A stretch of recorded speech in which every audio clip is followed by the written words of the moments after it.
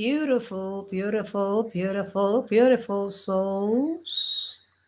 Let me see if I can see myself live so that I can share with others that we are live on the channel. Oh, they.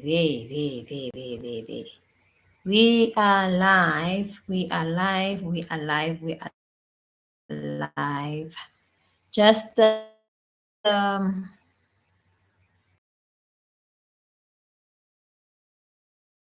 hold on, hold on.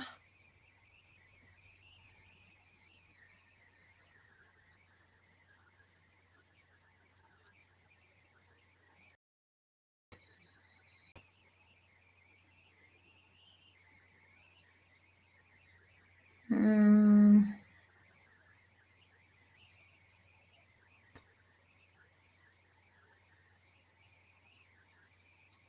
mhm, mhm. Hello, hello, hello, hello, hello, hello, hello, hello. Mm, we are live, we are live, we are live.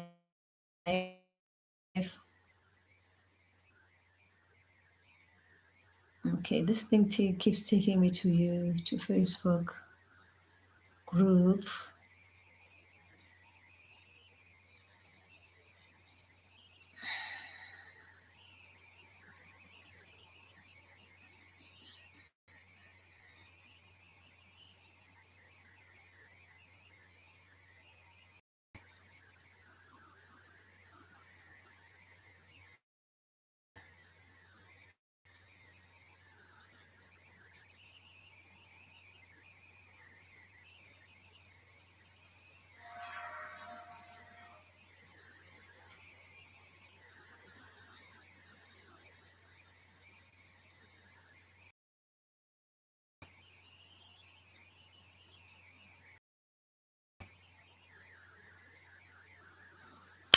Okay. We are done with the sharing. We are done. We are done.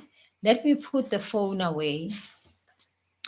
Once again, for those that are seeing me for the first time, I am Coach Dr. Namasonte Poshizwane, whichever way that makes you feel comfortable.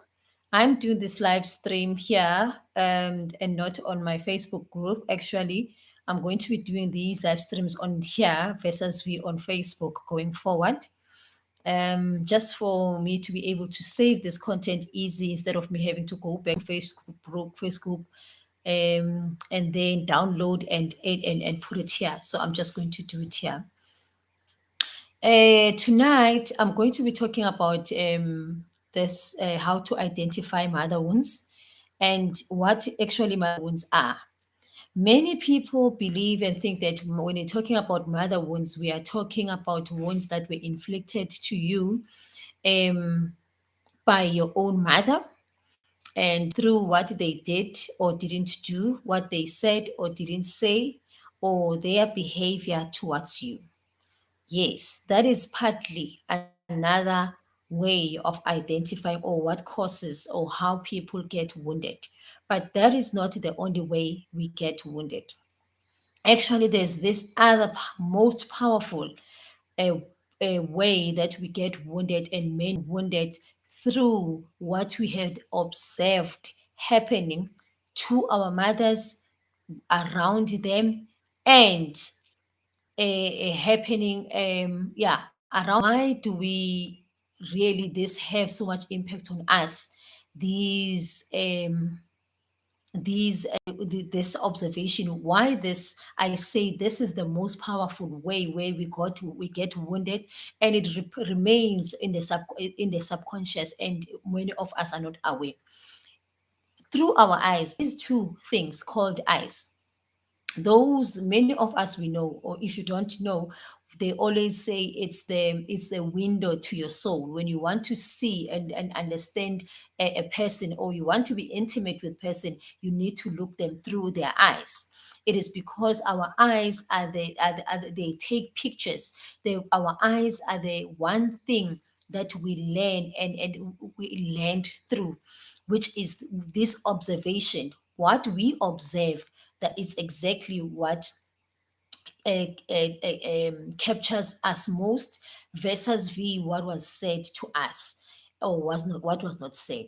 Mostly, most people, they are the wounds that we are carrying towards our mothers are unconscious. It is wounds that it's things that were done, and we did not know that these things are sitting in us. So what we had observed happening to our mothers or around them at the particular time, especially when we were still young, between age 0 and age 7, that time of your life, it's very critical, or any child's life is very critical, because that's where, as a soul, you've just entered this realm, a Mother Earth, and then you are here and all taking as a sponge, sponging off everything that you are seeing, everything that you are hearing through sound, everything that you are smelling. So you are activating all your other five senses when you get here.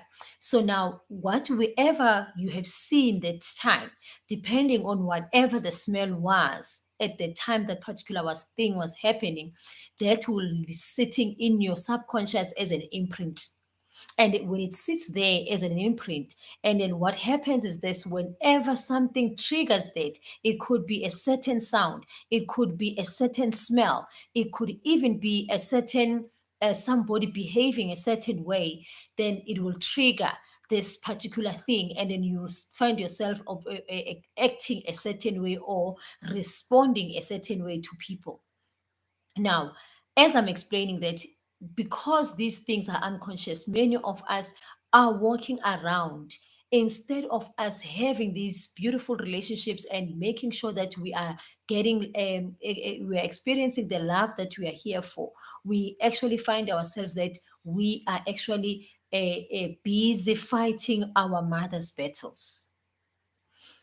Some of you, some of us, they had to become adults from a very young age, where, for an example, it's either your mother was struggling so much so that you wanted to become, you made a vow that when you grow up, you are going to make sure that you take care of your mother, or you want to become a better person than your mother. So those type of things are actually the wounds that we carry within ourselves. These things, they sit there in our unconscious mind, and then we walk around. You get into a relationship. Let me use an example.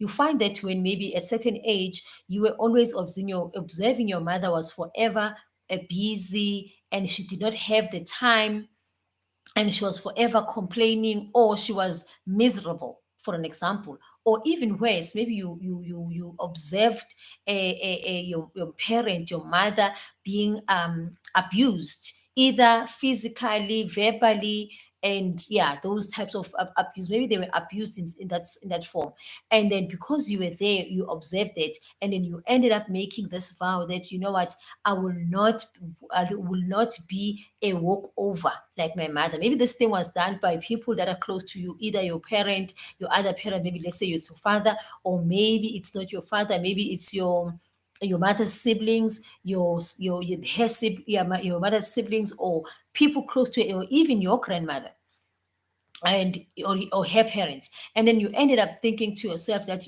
I will not become a walkover.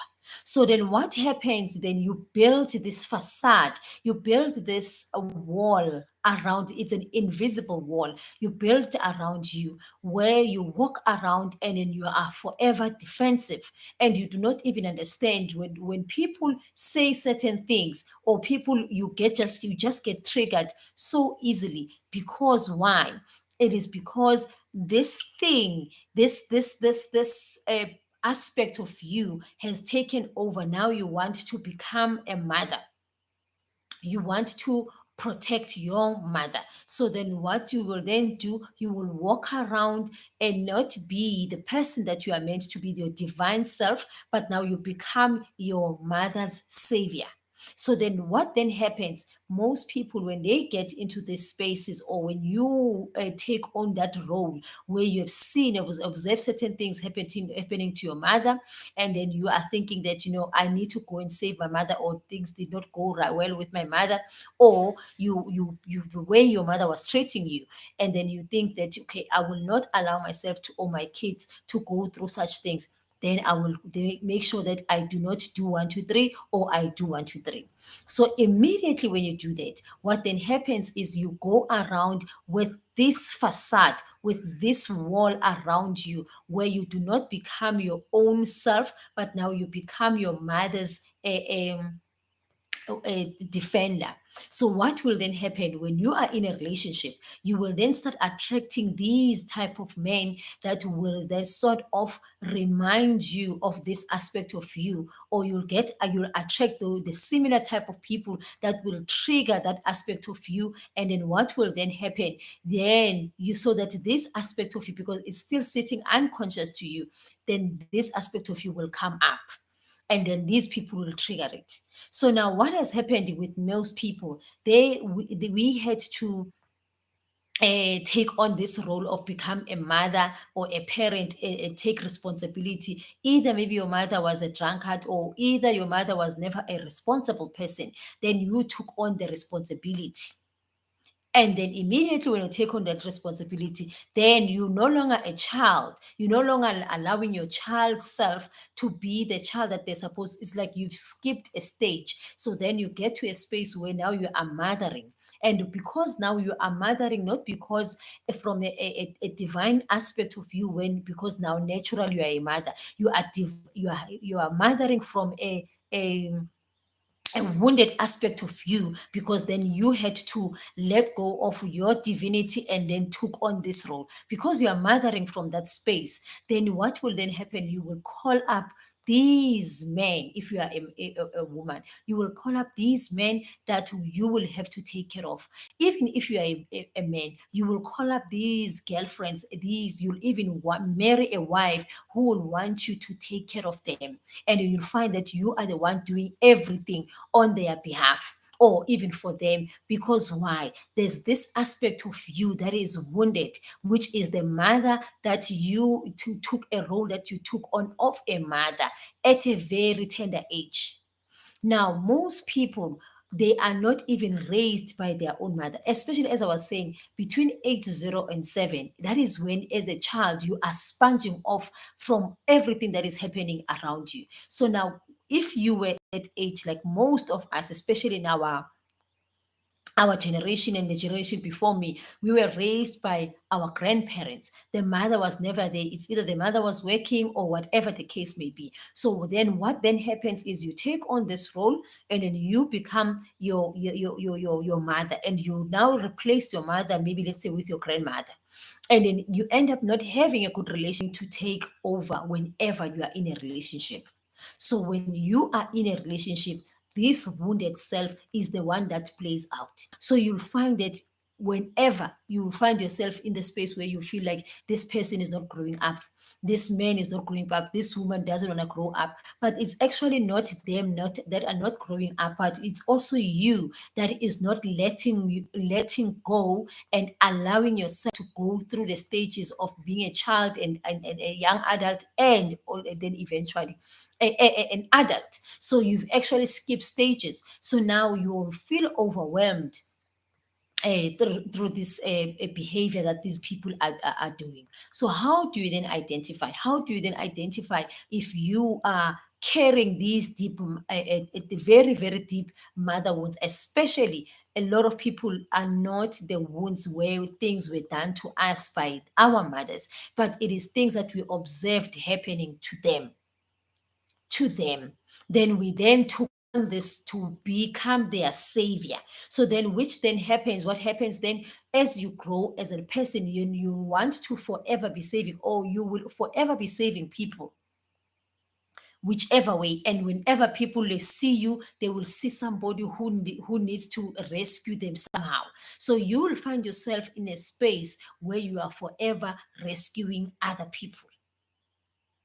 And those people, it could be your mother, the first person, or it could be your siblings or people around you, but you'll find yourself in that space. And especially if when that happens, doesn't sit well with you, you must know that it is coming from a wounded space. Because naturally, as a woman, nurturing, being kind, and helping, being helpful, it is something that we as humanity we are supposed, or we are ingrained to be to we are it that is ingrained in us. So we do not have to feel heavy while doing that. But the minute that you feel that you are doing, whenever you are doing this, you feel overwhelmed, or burdened by whatever these people are forever asking you or telling you about their problems, and they want you to rescue them. And when you find yourself doing the rescuing, but while you are rescuing them, you are not happy about the rescuing that you are doing, you must know that you are actually it is your wounded mother that is has taken over. And because that's why you are feeling hurt, that's why you are feeling sad when doing that, which is why then you have to make sure that you reach out for help, so that you can heal that particular aspect. And these things, unfortunately, you cannot just do from over your head. Hence, you need to have somebody who's going to help you through the